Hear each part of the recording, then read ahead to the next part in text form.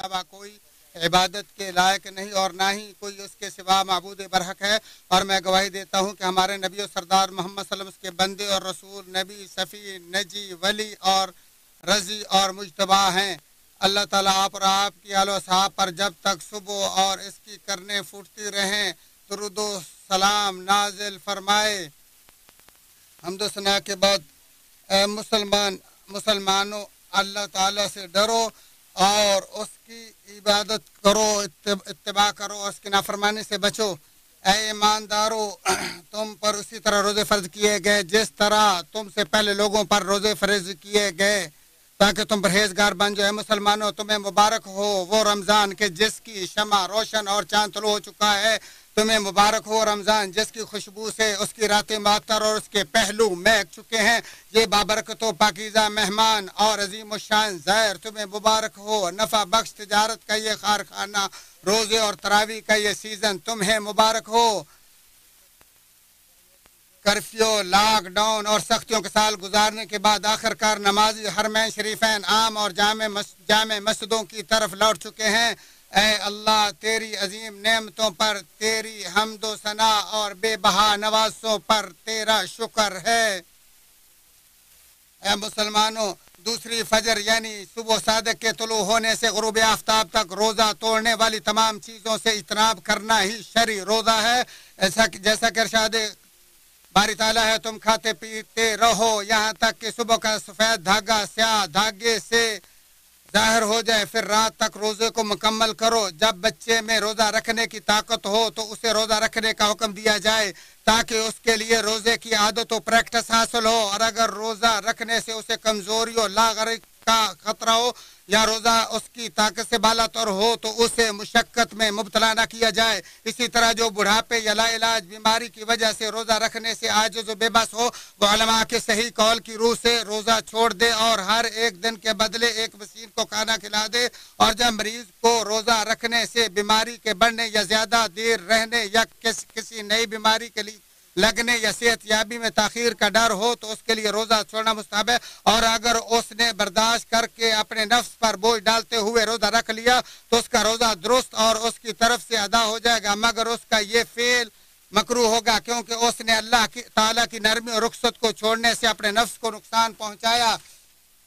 और ऐसी हर बीमारी जो बेवजह रोज़ेदार के लिए नुकसानदेह ना हो, जैसे दाढ़ दर्द, उंगली का जख्म, फोड़ा फिंसी वगैरह, तो ऐसी बीमारी की वजह से रोज़ा छोड़ना जायज़ नहीं। मुसाफिर के लिए रोज़ा छोड़ना मबाह है, खा उसके लिए मुशक्क़त हो या ना हो। और रोज़ा छोड़ना खुसूसन उस वक्त अफजल होगा जब वो बायस मुशक्क़त हो। हमज़ा बिन असलमी रज़ी अल्लाह अन्हु की उस हदीस की वजह से जिसमें उन्होंने रसूल सल्लल्लाहु अलैहि वसल्लम से कहा, अल्लाह के रसूल सल्लल्लाहु अलैहि वसल्लम, मैं रोज़ा रखने की ताकत रखता हूँ तो क्या मुझे रोज़ा रखने से कोई गुनाह हो तो नहीं होगा? तो आप सल्लल्लाहु अलैहि वसल्लम ने फरमाया, सफ़र में रोज़ा रखना अल्लाह ताला की तरफ से एक रुखसत है, सो जिसने इस पर अमल किया उसने अच्छा किया और जिसने रोज़ा रख लिया उसके लिए भी कोई हर्ज नहीं। मुस्लिम शरीफ मस्जिद इब्ने तैमिया रहमतुल्लाह फरमाते ये मुसाफिर के लिए रोज़ा रखने की फजीलत की मजबूत दलील है,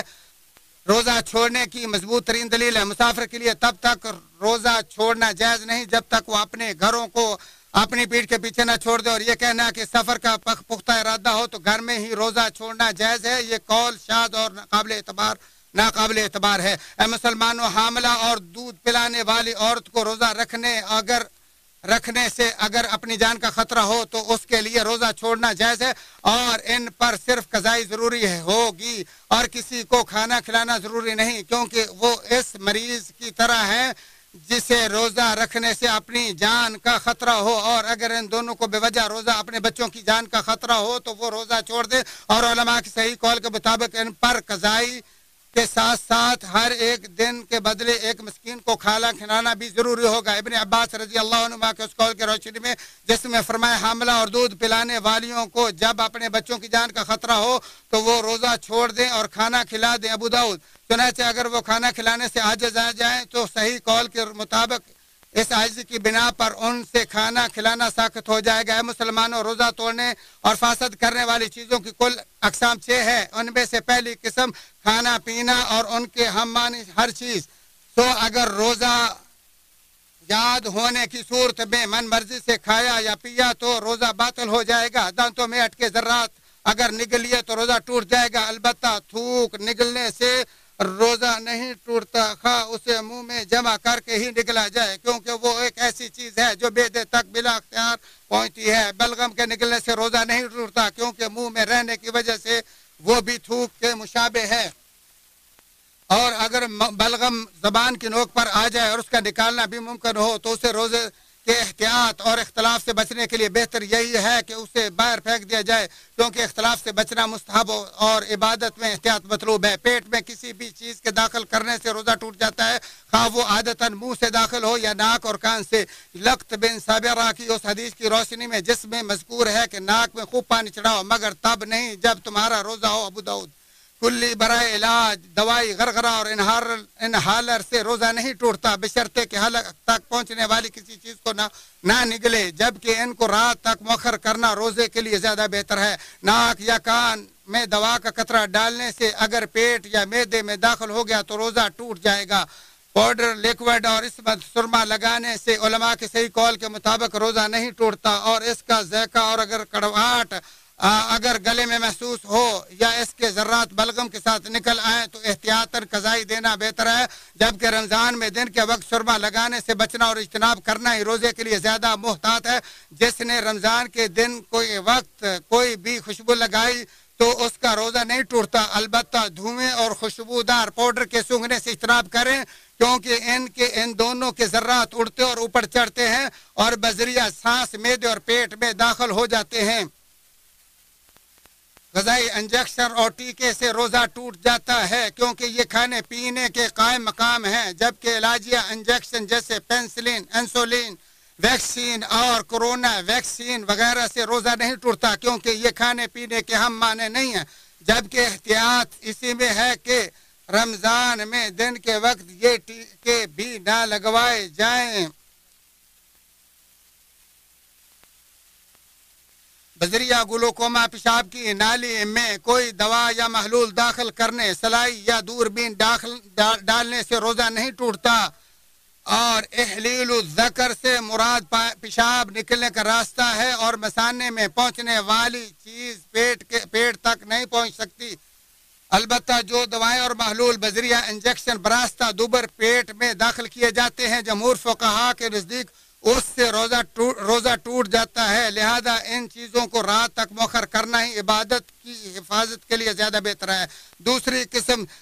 جان بوجھ کر الٹی کرنا، قصدن ہو یا بلا قصد کھانا باہر آئے یا کڑواہٹ وغیرہ۔ ابن منذر رحمہ اللہ فرماتے ہیں جان بوجھ کر کرنے والے کے روزے کے ٹوٹنے پر اہل علم کا اجماع ہے، چنانچہ جس نے اپنی مرضی سے جان بوجھ کر الٹی کر دی اس کا روزہ ٹوٹ جائے گا اور اس پر قضا بھی واجب ہوگی، البتہ جسے خود بخود زبردستی الٹی آ گئی اس پر کوئی قضا واجب نہیں۔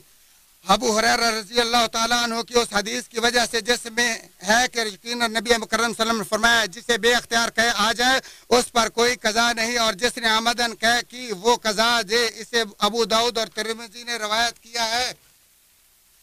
تیسری قسم سنگی لگوانا، امام احمد رحمہ اللہ کے نزدیک روزہ دار کے سنگی لگوانے سے روزہ ٹوٹ جاتا ہے، نبی اکرم صلی اللہ علیہ وسلم کے اس فرمان کی وجہ سے جس میں آپ نے فرمایا سنگی لگانے اور لگوانے والوں کا روزہ ٹوٹ جاتا ہے، اسے ابو داؤد، ابن ماجہ اور بخاری نے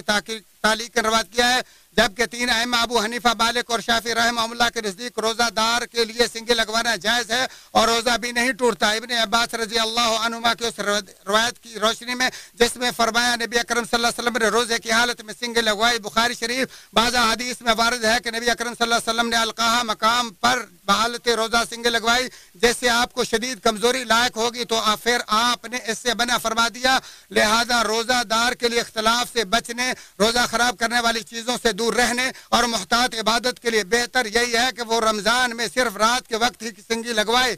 گردوں کی صفائی کے وقت چونکہ خون کو نکالنا، صاف کرنا اور اس میں بعض کیمیائی و غذائی مواد جیسے شوگر اور نمک وغیرہ ملا کر اسے دوبارہ جسم میں لوٹایا جاتا ہے، لہذا اسے بھی روزہ توڑنے والی چیزوں میں ہی شمار کیا گیا ہے۔ رگ کٹنے، کھال چھلنے، نکسیر اور حیض کے بعد بیماری کا خون نکلنے سے، اسی طرح تجزیہ اور ٹیسٹ کے لیے روزے دار کا معمولی سا خون نکالنے سے روزہ نہیں ٹوٹتا، کیونکہ اس کے بارے میں نہ تو کوئی نص ہے اور نہ ہی یہ قیاس کا تقاضا ہے۔ البتہ خون عطیہ کرنے کے لیے افطاری کے بعد تک لیٹ کرنا ہی محتاط ہے، کیونکہ اس سے زیادہ تر کمزوری واقع ہونے کی وجہ سے یہ سنگی ہی کے مشابہ اللہ تعالیٰ مجھے اور آپ کو ان لوگوں سے کر دے جن کا قیام و صیام ایمان و احتساب سے ہو۔ جو میں نے بیان کیا وہ آپ سن چکے، لہذا اب اللہ تعالیٰ سے بخشش طلب کرتا ہوں اور تم بھی اسی سے بخش طلب کرو، بلا شبہ وہی توبہ کرنے والوں کو بخشنے والا ہے۔ تمام تعریفیں اس اللہ کے لیے ہیں جس نے اپنے پناہ گزینوں کو پناہ دی، اور میں گواہ دیتا ہوں کہ اللہ وحدہ لا شریک کے علاوہ کوئی سچا معبود نہیں جو لا علاج کو بھی اپنے فضل و کرم سے شفا یاب کر دینے والا ہے، اور میں گواہ دیتا ہوں کہ ہمارے نبی سردار محمد صلی اللہ علیہ وسلم کے بندے اور رسول ہیں، جس نے ان کی اتباع کی رشد و ہدایت پا گیا اور جس نے ان کی نافرمانی کے وہ گمراہ و برباد ہو گیا۔ آپ اور اللہ تعالیٰ آپ اور آپ کے اہل و صحاب پر رہتی دنیا کا درود و سلام نازل فرما۔ اے مسلمانوں، روزہ توڑنے والی چیزوں کی چوتھی قسم منی کا نکلنا ہے۔ حضرت عائشہ رضی اللہ تعالیٰ عنہا کی اس حدیث کے روح سے اپنی بیوی کے جسم کے ساتھ جسم لگانا، اسے چھونا اور اس کا بوسہ لینا روزہ دار کے لیے مباح ہے، جس میں انہوں نے فرمایا نبی اکرم صلی اللہ علیہ وسلم حالت روزہ میں اپنی بیویوں سے مباشرت کرتے اور ان کا بوسہ لے لیتے تھے، اور وہ تم سے کہیں زیادہ اپنی خواہش پر کنٹرول رکھتے تھے، بخاری و مسلم۔ البتہ اگر بوسہ لینے اور مباشرت وغیرہ سے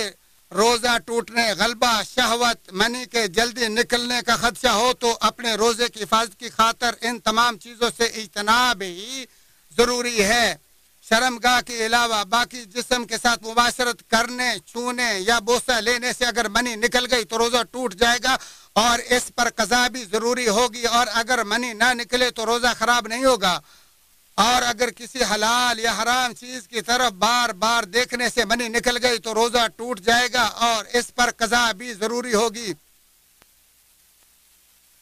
اور اگر کسی نے مشدنی سے منی نکال دی تو اس کا روزہ بھی ٹوٹ جائے گا اور اس پر قضا بھی ضروری ہوگی۔ شرمگاہ کے علاوہ باقی جسم کے ساتھ مباشرت کرنے، بوسے اور چھونے سے یا بار بار دیکھنے سے مزی یعنی لیسدار پانی نکل گیا تو علماء کے صحیح قول کے مطابق روزہ نہیں ٹوٹتا، اور یہی فتویٰ ہے ابو حنیفہ اور شافعی دو اماموں کا، اور آجری ابو محمد الجوزی اور شیخ تقی الدین کا انتخاب بھی یہی قول ہے۔ پانچویں قسم بیوی کے ساتھ جمع کرنا،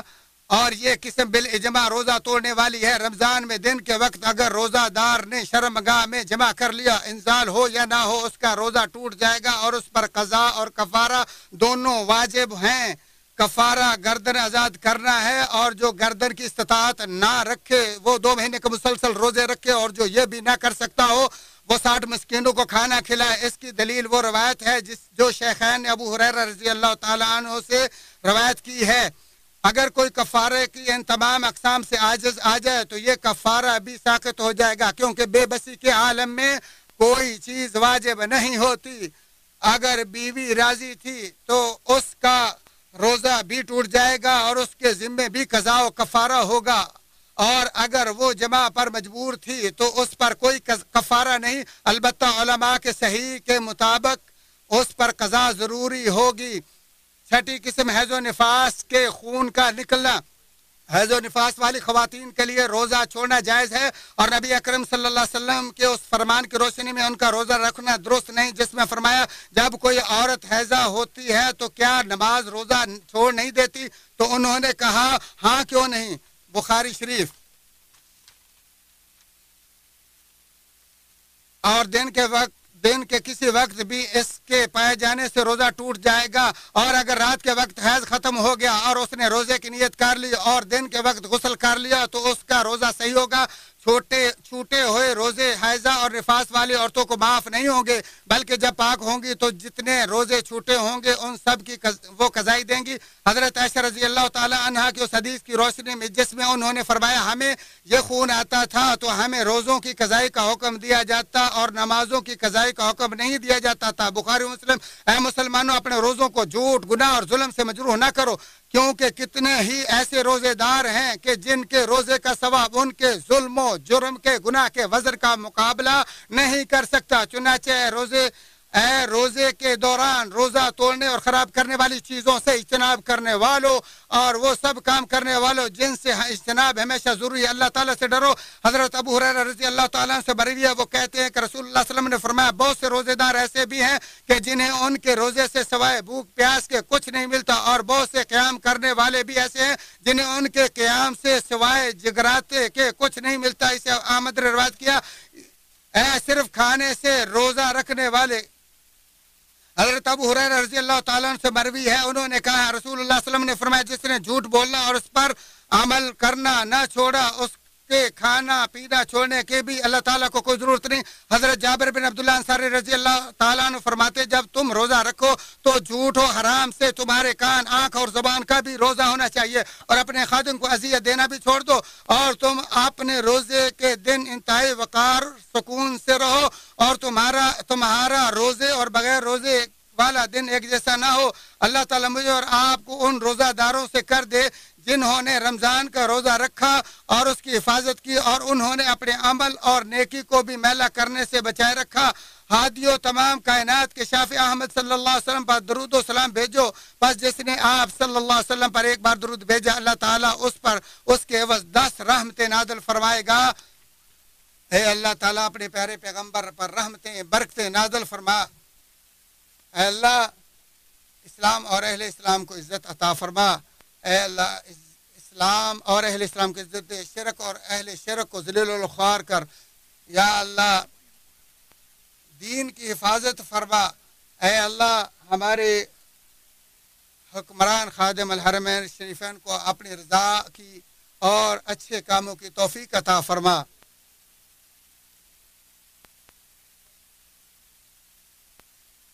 یا اللہ ہمارے ملک کی حفاظت فرما اور تمام دیگر اسلامی ممالک کی حفاظت فرما۔